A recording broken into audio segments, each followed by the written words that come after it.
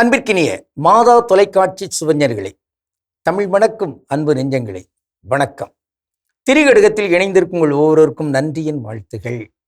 இன்று நாம் மீண்டும் திரிகடுகம் எண் 54 3ஆம் பகுதியை பார்க்கிறோம். அறிவற்ற செயல்கள். எவையெல்லாம் அறிவற்ற செயல்கள்? ஒன்று, தன்னலத்தோடு இருந்து பிறருக்கு உதவாமல் இருக்கிற அந்த தன்மை அறிவற்ற செயல். 2, சினத்தோடு கோபத்தோடு இருந்து கொண்டு அங்கு நன்மையான செய்தியை சொல்கிறேன் என்று சொல்கிற அந்த தன்மை அறிவற்ற செயல். 3, பிறரை பழித்துரைக்கின்ற அந்த சொல்லாடல்கள் இருக்கின்றனவே, அவையெல்லாம் பயனற்ற அறிவற்ற செயல். இன்று நாம் 3ஆம் கருத்தினை பார்க்கவிருக்கிறோம். அறிவற்ற செயல்கள். தன் பயம் தூக்காரை சார்தலும் தாம் பயவா நல் பயம் காய்வின் கண் கூறலும் பின் பயவா குற்றம் பிறர் மேல் உரைத்தலும் இம்மூன்றும் தெற்றெனவு இல்லார் தொழில். திரிகடுகம் 54.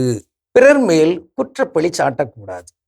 எதுக்கு குற்றம் சாட்டணும்? அதான் இயேசு சொல்வார், தீர்ப்பிடாதீர், நீங்களும் தீர்ப்புக்கு உள்ளாவீங்க. தீர்ப்பிடுவதற்கு, குற்றம் சாட்டுவதற்கு நமக்கு தகுதி இல்லை. யாருக்கு தகுதி உண்டு? அந்த குற்ற தன்மையிலிருந்து மீட்டு எடுப்பதற்குரிய அதிகாரம் கொண்ட, வாய்ப்பு கொண்ட, வலிமை கொண்ட கடவுளுக்கு மட்டும்தான் அந்த தகுதி, அந்த அதிகாரம் உண்டு. எனவே இங்கு குற்றம் கூறுதல் என்பது தேவையில்லை என்பதாக நாம் பார்க்கிறோம். அப்போ சில நேரங்களிலே நம்மை நாமே வியந்து போற்றி, நான் இப்படி, நான் நல்லவன், இப்படி என்னை போல் யார் உண்டு என்கிற அந்த எண்ணத்தில் இருக்கிறவர்கள் தான் பெரும்பாலும் அடுத்தவர்களை குற்றம் கூறுவார்கள். அந்த குற்றம் கூற வேண்டிய தேவையில்லை. உங்கள் விண்ணகத்தந்தை நிறைவுள்ளவராக, உங்கள் விண்ணகத்தந்தை இரக்கமுள்ளவராக இருப்பது போல் நீங்களும் இரக்கமுள்ளவராக, நிறைவுள்ளவர்களாக இருங்கள். அவ்வளவுதான்.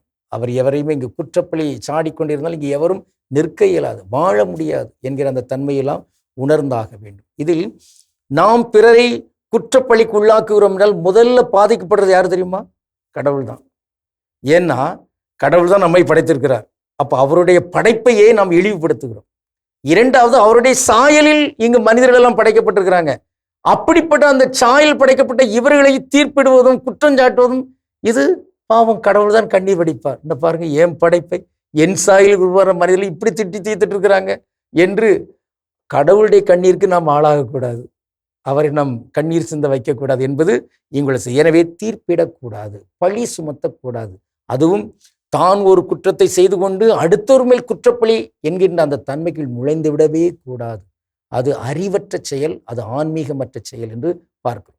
வள்ளுவர் இவ்வாறு கூறுவார், வியவர்க்க எஞ்ஞான்றும் தன்னை நயவர்க்க நன்றி பயவா வினை. எப்பா, நன்மை இல்லாத செயலை செய்திடாதீங்க. அதை போன்று தன்னைத்தானே பெருமை பாராட்டுகின்ற அளவுக்கு வியந்து போற்றி போலுகின்ற அந்த தன்மை வேண்டாம். அங்கு அவையடக்கம் வேண்டும், தன்னடக்கம் வேண்டும், அடக்கம் உடைமை. தற்பெருமை வேண்டியதில்லை, தற்புகழ்ச்சி தேவையில்லை. மாறாக அடுத்தவரை அவருடைய அந்த கடவுள் சாயல் தன்மையில் இருக்கிற நன்மைத்தனங்களெல்லாம் கண்டுபிடித்து அதை எடுத்து அதை நாம் போற்றி புகழ வேண்டும்.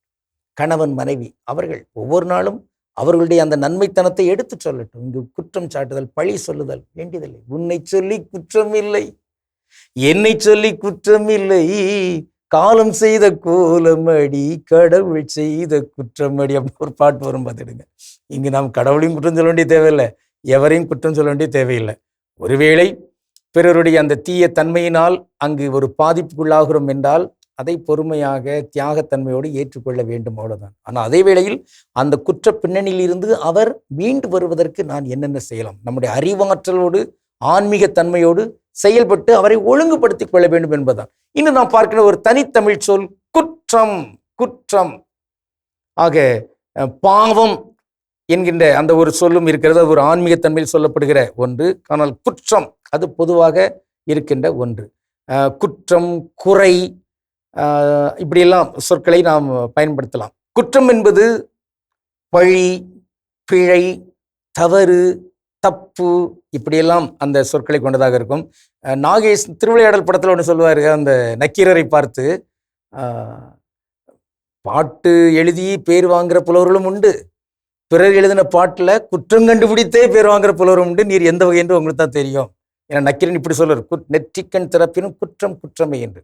அது ஒரு நீதியின் தன்மையில், ஒரு சமத்துவ தன்மையில், ஆள் பார்த்து செயல்படா தன்மையில் கடவுள் என்றாலும் கூட அவர் அங்கு ஏழைகள் எல்லாம் கையேந்தி தான் வாழணுங்கிற திட்டத்தோடு தான் அவர் இருந்தாருன்னா, அந்த கடவுளும் கூட குற்றவாளி என்று சொல்கிற நக்கீர தன்மையோடு இருக்க வேண்டும். ஆனால் இங்க நான் பாதிக்கப்படுகிறேன், அதனால அடுத்தவங்களை நான் பழி சுமத்துறேன், அல்லது நான் என்னை பாதுகாத்துக் கொள்ளணும், அடுத்தவங்கள நான் தீர்ப்பிட்டா எப்படியோ பாதுகாத்துக் கொள்வேன், அப்படிப்பட்ட ஒரு தன்மை கூடாது. எனவே அன்பிற்கினியவர்களே, இன்று நாம் பார்க்கின்ற இந்த செய்திகள் அனைத்தையுமே உள்ளத்தில் பதித்துக் கொண்டு கடவுளுக்கு திருவிழமானார் மீண்டும் நாளை திரிகடுகத்தில் இணைந்து மகிழ்வோம். நன்றி, வணக்கம்.